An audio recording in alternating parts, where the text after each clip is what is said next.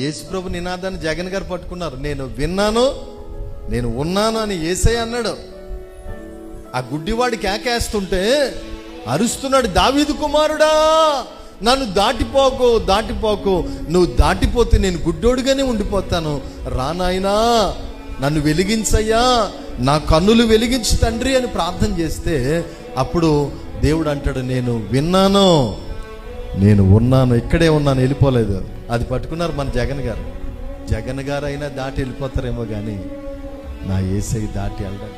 మనం ప్రార్థన చేస్తే లేదా పిలిస్తే యెహోవా నీకు ఉత్తరం ఇచ్చును, నీవు మొర్ర పెట్టగా నేను ఉన్నాను అన్నాడట.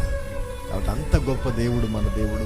కాబట్టి ప్రార్థన చేయండి, దేవుడి దగ్గరికి వచ్చి దేవుడికి విన్నపాలు చెప్పండి, ఒక లెటర్ రాసి ఇవ్వండి.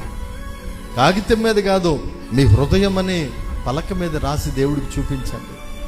విరిగి నలిగిన హృదయంతో దేవుడికి మీరు చెప్పుకోండి మీ బాధ, మీ ఇబ్బంది ఏంటో, మీ సమస్య ఏంటో, మీ కన్నీళ్ళకి కారణం ఏంటో, మీ గుండె బరువేంటో ఆయన దగ్గర మీరు పరచండి. నీళ్లు కుమ్మరించినట్లు కుమ్మరించండి.